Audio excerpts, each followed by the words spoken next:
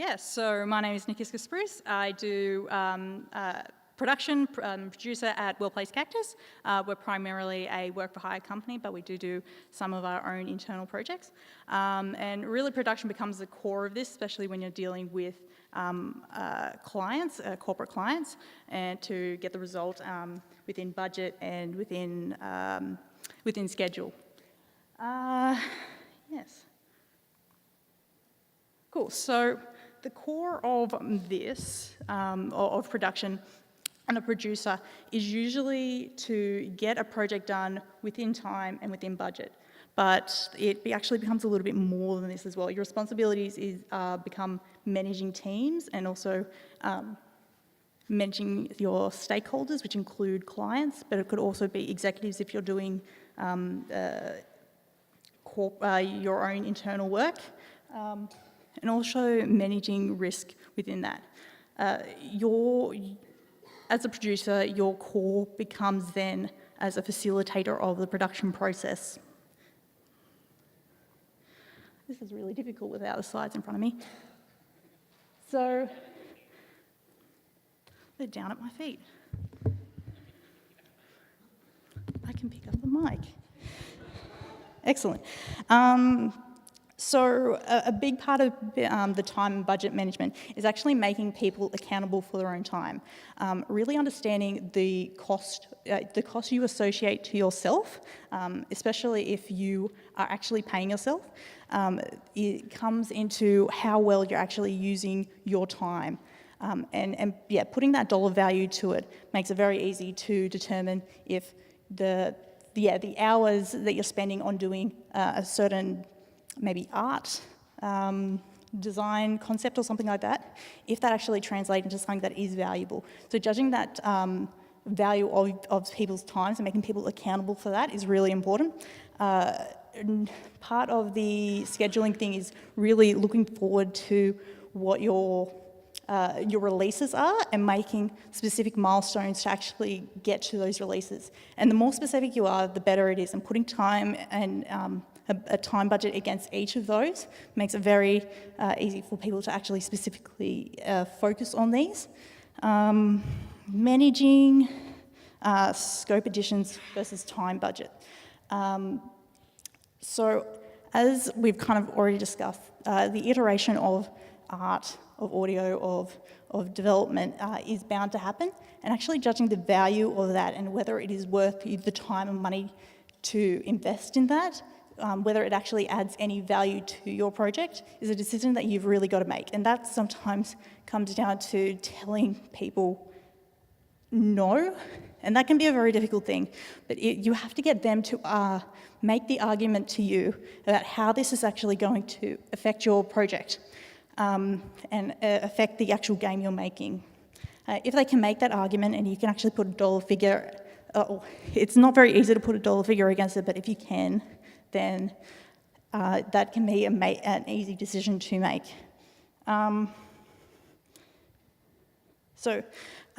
With these scope additions and scope changes, these are bound to happen, and you have to be ready for change. As a producer, that can be really hard to do, because when you make your budget and your schedule at day one, at day zero, you like to keep to that, but that is not going to be realistic. So actually, so being able to change with that and the ability to know that there is going to be change coming is really important.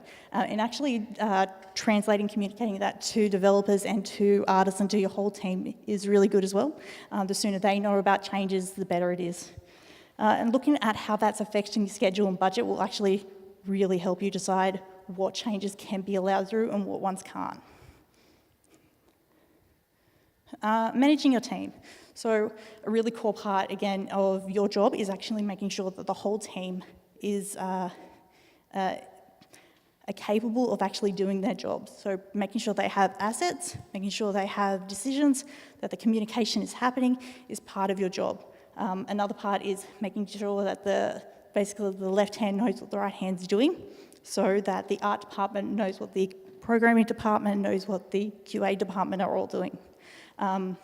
That can make you force communication, when people don't want to talk. Making people get into a meeting and stick there until a decision and a problem is solved can be a bit difficult, but it's your job to actually facilitate that. So cracking the whip and cracking smiles. It is your job to put the appropriate amount of pressure onto your team to get the job done, again, on time and on budget. And this can cause a bit of stress, and that's also your job to manage that. So there's a lot of interpersonal kind of skills that you have to manage. You have to know, make sure your team feels understood, that any kind of queries and concerns they have can be alleviated, or that you can address those, or at least make them feel that you aren't just brushing it all under the carpet and pretending that you don't care about them, because you do. A team that is trying to crunch under a lot of stress and not going to have a lot of ability to produce a final product, and actually can be really detrimental to your own project by forcing them to crunch down.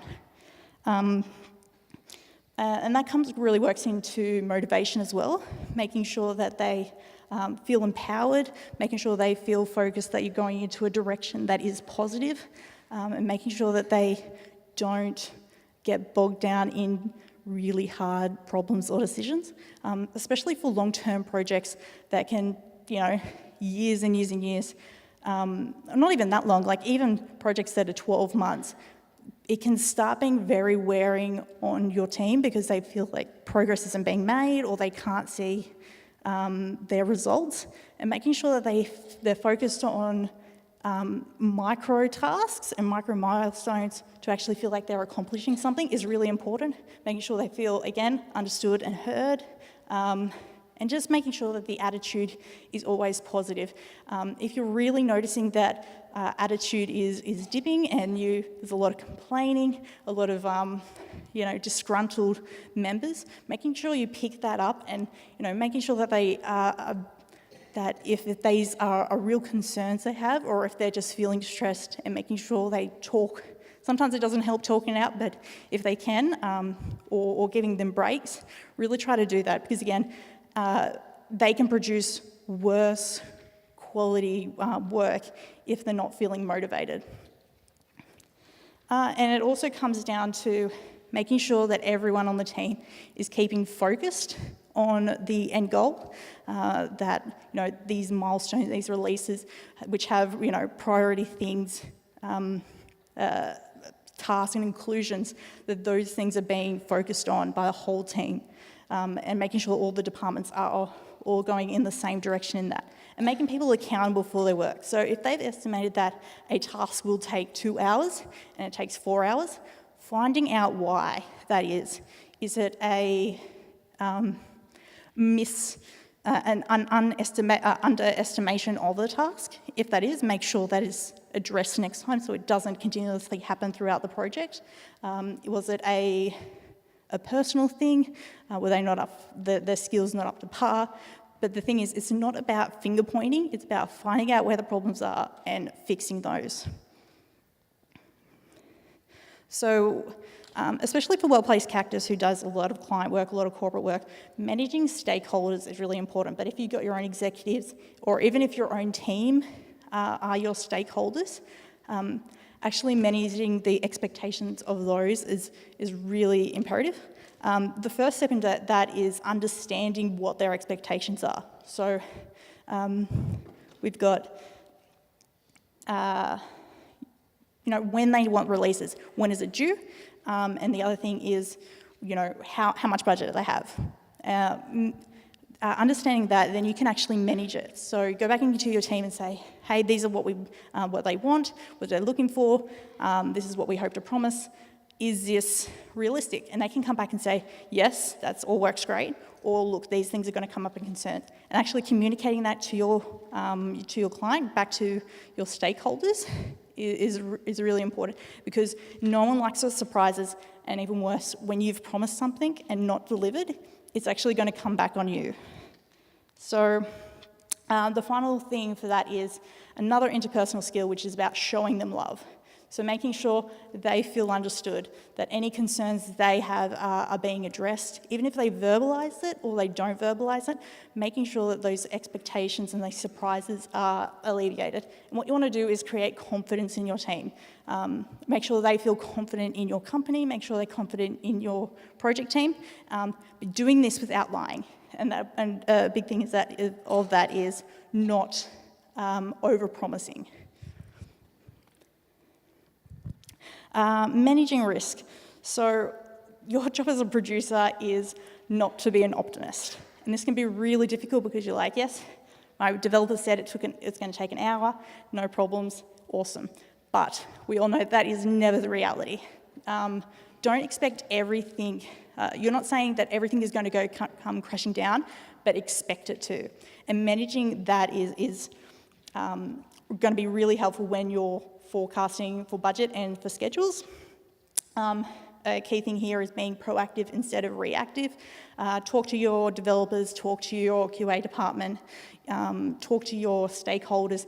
What are the things that they potentially think are going to be coming up that would be issues, and addressing those now. So things that are going to be, could be an issue in beta, make sure you're addressing that in early alpha stages. And also having a contingency plan for all those risks. So you're not going to be able to control all the risk, but if these things do blow up in your face, having a plan of what you're going to do to minimise that. So I was just quickly going to talk about tips and tools, but I think I might be running out of time. Basically, Trello is good. Use Trello unless it's big projects. Don't use Trello. Jira is a very complex and dynamic form of Trello in seeing tasks progress. However, it is a big learning curve, but at Cactus we find it very useful. Nothing beats an Excel spreadsheet when you're doing scheduling. Gantt charts, they're awesome. And calendars, maybe a Google Calendar, adding your dates to there and making sure the whole team has access to that to see what is going to be coming up in the coming months. Managing budgets. If you make sure you're measuring your time, using timesheets like through Toggle or Paymo is very useful in this. You can go back and see, last week I did a whole week of, programming one certain part of the game, and I'm not a programmer. And whether that is worth your time and how much money you've just sunk into that. Or you can go back and look and go, I've just done a week's worth of admin, not great, use of time. Communication, imperative, you make sure the whole team is communicating. You can do this in daily standards we find useful. They are probably 10 minutes long. Everyone has a couple of minutes to tell everyone what they did the day before, what they're planning to do today, and anything that is going to be blocking them. And so then quickly the whole team realises, is there something that I can do to help? Is there something that is needed? Is there something that is blocked? And understanding everyone's priorities at the end of the day. Scrum meetings, if you're doing sprints, which I really recommend, to get you to these micro milestones or to the large releases. Having those Scrum meetings and understanding why people put certain estimates against tasks, and making sure that the priorities for each of those milestones are actually being respected. Email and instant messenger, really good for documenting your communications. Video and phone calls are really good for really difficult conversations to have. If there's going to be delays, if there's certain personal issues, it's a much more personal way of communicating rather than an email or an instant messenger. Picking up the phone, it's just got a nicer touch to that, and it's harder for people to be angry at you rather than over email. And something like Basecamp, which is a good way of managing projects and communicating documentation and stuff. And the last bit is just documentation, making sure you have, official design documents, official scope documents, and scope change documents, and even bug reports being specifically documented, so that when you go back and you review all this, it's actually you have something to be accountable to. And yeah. That's it. Thank you very much. That was a lot of information in a very short period of time.